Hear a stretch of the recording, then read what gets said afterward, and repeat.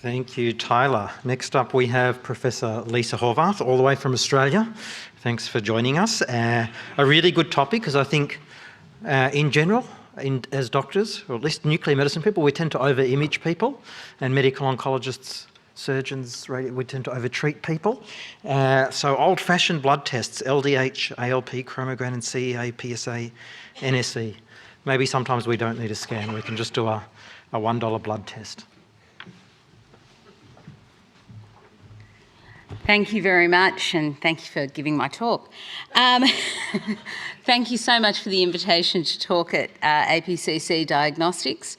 I have the topic of old-fashioned blood tests, but I kind of feel it should be called current blood tests, because we all use these in clinical practice, and in particular PSA. I've heard many people talk about this morning and yesterday.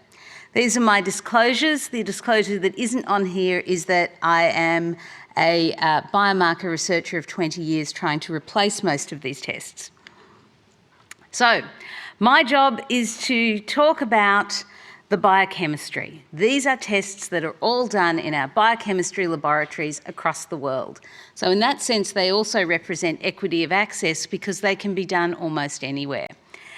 I'm up in competition against the genome, and of course the PSMA PET scan, which are a lot sexier than the biochemistry laboratory, but not necessarily as freely available or as easy to use on a regular basis. So let's start with where do these biomarkers come from? On the top, of course, prostate adenocarcinoma, and PSA is, of course, secreted by both the normal tissue and the prostate cancer tissue. I don't really need to tell this audience that. And of course, it is a reflection of AR signalling. However, when we get to neuroendocrine cancers, whether it's mixed or pure, Chromogranin A, neuron-specific enolase, and surprisingly, CEA are often secreted. Of course, serum alkaline phosphatase, in particular the bone fraction, comes from osteoblastic activity within the bones. So this is the rubric through which we are going to look at old-fashioned bone markers. Are they diagnostic, prognostic, therapeutic response, or predictive biomarker? Spoiler, predictive biomarker is no in every case. That's where Elena gets to have a lot more fun with regards to this.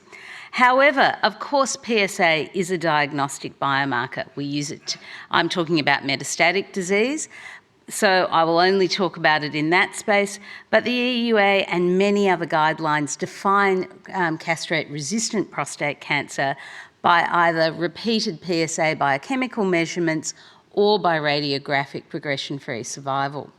Or by radiographic progression rather. It is of course a prognostic marker in hormone-sensitive prostate cancer, and in castration-resistant disease, we decide who gets escalation of treatment in non-metastatic castration-resistant prostate cancer according to a PSA of 2 nanograms per mil and a PSA doubling time of less than 10 months. Finally, I'll be talking a bit about the Prostate Cancer Working Group and how that has defined the therapeutic response biomarker of PSA. So this is hormone-sensitive prostate cancer and its role as a biomarker, starting from SWOG 9346, which of course was the first to demonstrate that if your PSA went to less than 0.2 at 7 months, your median survival was substantially higher at 75 months compared to 13 months if the PSA was greater than 4. This has been replicated using slight variations on the theme and different time frames. In particular, Chartered used 7 months, Latitude 6 and 12, Piece 1 8 months, 24 months in Arisen's, 3 months in Titan. But the overwhelming picture is that if your PSA drops to less than 0.2, you will do better. And that this rate of drop is substantially higher if you're on doublet and triplet therapy. This is, of course, now morphed into the entry criteria for de-escalation studies. The de-escalate study, of course, uses this for entry to randomisation to continuous versus intermittent maximal androgen blockade. And the Libertas study equally uses this endpoint, only difference being that it is intermittent versus continuous ADT with continuous apalutamide. So, how do we use PSA as a therapeutic biomarker? If you look through the prostate cancer working group, PSA is mentioned in all of them except for, which I haven't seen except for Michael's poster. However, the first working group did of course define a lot of response purely based on 50% PSA decline and defined PSA progression. Although many other markers of PSA, of course, is not related to, it does not predict overall survival, and we now use radiographic progression-free survival both on RECIST and on bone. We use CTCs, we use patient-reported outcomes, but PSA has never disappeared from these guidelines. It has been refined. We now know that we don't jump at the first rise in PSA because several treatments can flare it up. We now look at the 12-week mark. It is still a part of the criteria. It's just that other things have been added to enhance our understanding of how to report these trials. So I'm going to jump to serum alkaline phosphatase, and having spent half the talk on PSA, I'm going to have to rush through the rest.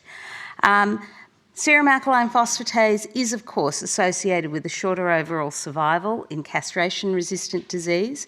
It is directly affected by radium-223. There's indirect effects of treatment by taxanes and ARPIs, with decreases due to decreased tumour burden. LDH, which is a marker of tissue injury, inflammation, is a prognostic biomarker in both hormone-sensitive and castration-resistant disease, and this is a fabulous meta-analysis which was done showing that baseline LDH was a prognostic with a pooled hazard ratio of greater than 2 for overall survival in a variety of hormone-sensitive studies. The same applies for castration-resistant, again with a pooled hazard ratio of greater than 2. And of course, these have been incorporated into nomograms, and these are this is the Halabi nomogram for metastatic CRPC. It is interesting to note that you get a score of 45 points just for having an LDH greater than the upper limit of normal.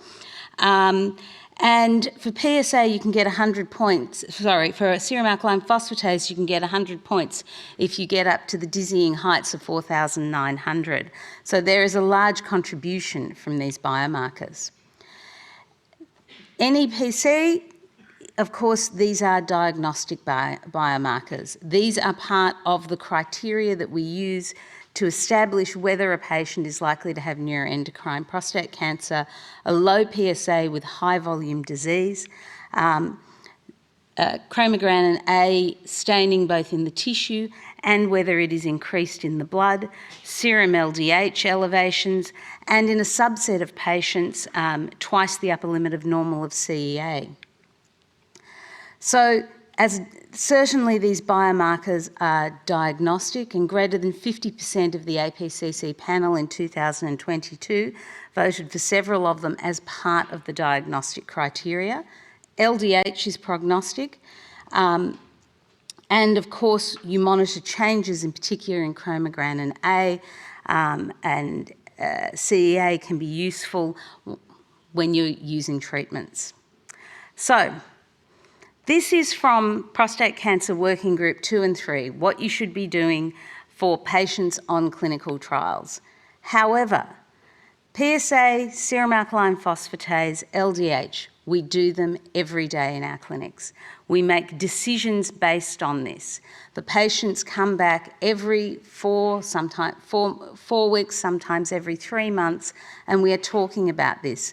And the velocity of change of the PSA we know will be influenced by whether the patient also has an elevated serum alkaline phosphatase and LDH will help us decide when we image.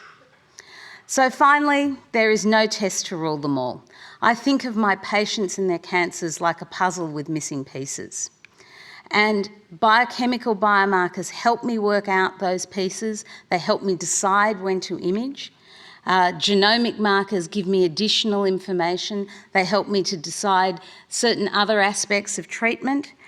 And of course, we've had long discussions here today and yesterday about imaging biomarkers, and maybe in the future we'll have the last bit of the puzzle, which is the functional biomarker that can tell us in a laboratory before we treat the patient which drug we should be giving them. Thank you.